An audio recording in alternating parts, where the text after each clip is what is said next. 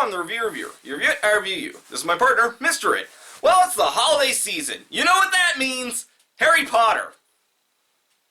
So today, we're going to be taking a look at Neige's review of Harry Potter and the Sorcerer's Stone.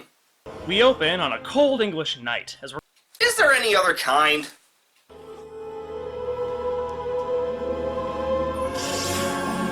Remember this, people. It will be very important later. Not that important. Professor, I would trust Hagrid with my life. But not quite enough to take my life. That's reserved solely for my inner circle. Actually, I think Hagrid has too much respect and adoration for Dumbledore to kill him, even at his bequest. I've watched them all day. They're the worst sort of muggles imaginable. Crap, he's gonna live with the Kardashians. That was too easy. Yours. They'll be writing to you. Millions of fangirls the world over. Speaking of which, if you want a good laugh regarding that, look up Harry Potter Towel Girl. Oh, hurrah! My wish came true! Sasquatch has come to rend my ghastly relatives limb from limb! Honestly, I wouldn't doubt that that was his wish. Never insult Albus Dumbledore in front of me.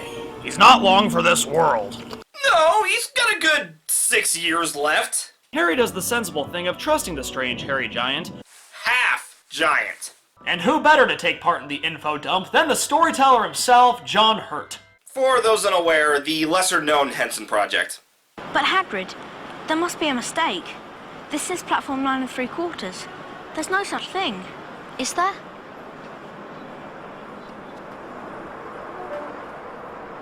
Dude. Hagrid's Batman. Or he never really existed.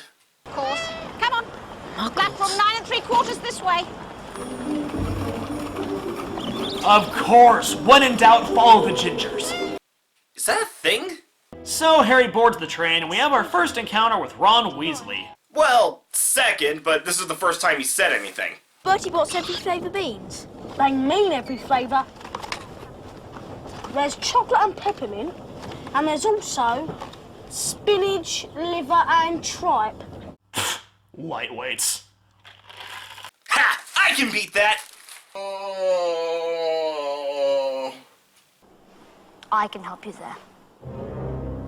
Okay, John, I know you've made a lot of great music in the past, but please, pull up on the reins. This moment's supposed to rely on subtext. You're putting a neon sign over his head that says, "I'm a bad guy." To be fair, the overacting kind of does that anyway. Everyone out of the way. Don't worry, everyone, it was just a CG double. I mean, it was fast enough to be not unnoticeable, but convincing enough. Oh, come on, Ron, how could you just shrug that off? What, have you no so... okay, not going down that road again? Again? What happened last time? I think the trolls left the dungeon. How did that not catch on as a saying? I don't know, but we need to rectify that. Ron manages to take down the troll, and the trifecta of meddling kids is complete. Except instead of having a dumb dog, they have to deal with one. It's Snape! He's jinxing the broom! Almost makes you think that letting children fly hundreds of feet in the air without helmets or padding was a bad idea.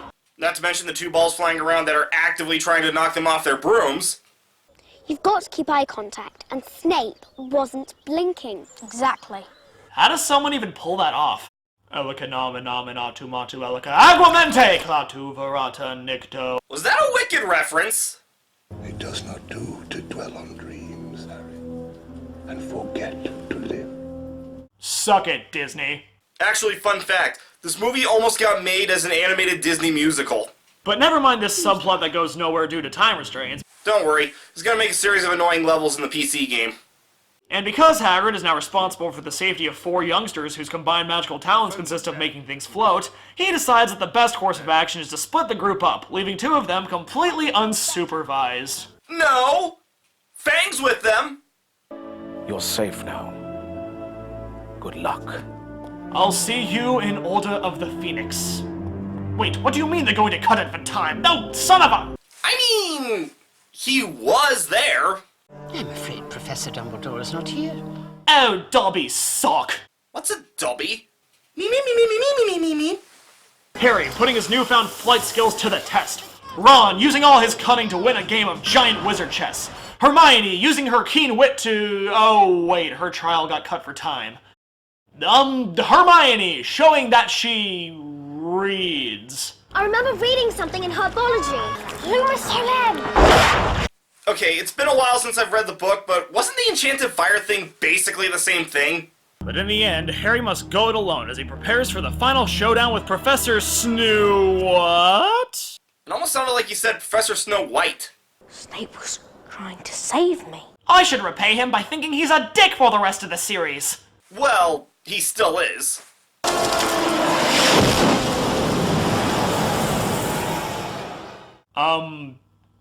Did Harry Potter just kill a man? Yep. This was a children's movie. But the battle isn't over yet, as Voldemort's spirit sends Harry through puberty. No worse than how the rest of us have to go through it. What happened down in the dungeons between you and Professor Quirrell is a complete secret. So, naturally, the whole school knows. I guess you could say the troll has left the dungeon. Okay, if that's going to become a saying, it can't be used as an equivalent to cats out of the bag. It has to be used to point out assholes on the internet. Love, Harry. Love. Love hurts. As our young heroes are rewarded for proving that safety measures meant to keep the most talented wizard at bay were not enough to stop 3 children. They should be rewarded for that. This review was really well done. A lot of clever snark and criticisms from someone who clearly wasn't obsessed with the franchise, but still a fan. And honestly, Sorcerer's Stone was never one of my favorites, but I could never explain why. This video helped me see that it was quite a few of the teething problems of this movie that I was never able to put my finger on. I'm the reviewer. You review it, I review you.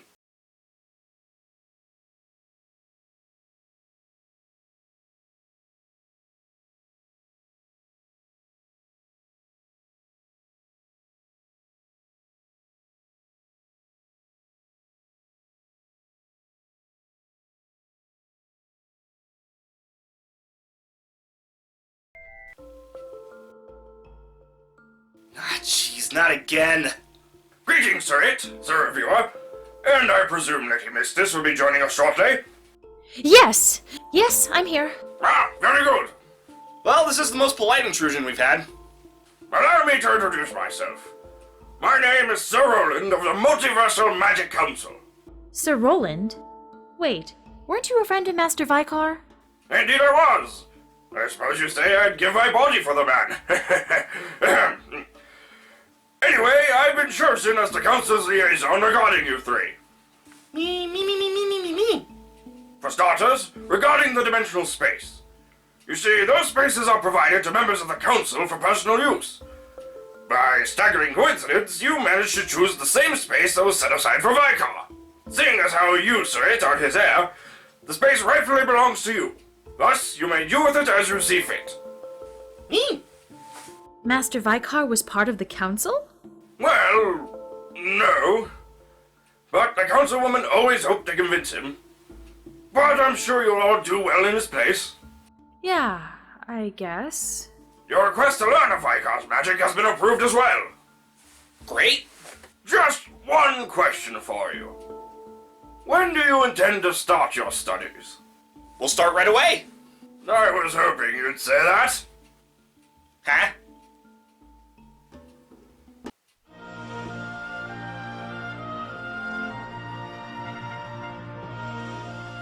What is this place? The Draco Arena! Master Vicar used to bring me and Drakal here for magic duels. Vicar really liked the dragon motif, didn't he? When we were young, Drakal once convinced me Master Vicar was a dragon. To this day, I'm not entirely sure he wasn't. I should think it's obvious. Who better to teach you what the Council expects of you than us? Precisely. And for your first lesson, the nature of magic in your dimension and ours. Seriously? This is like Magic 101. Well, Sir It made it clear to the Council that at least he and Sir Reviewer know near nothing about magic. So we shall start from the beginning. But why do I have to be here? You're never too experienced to recover the basics. Damn it.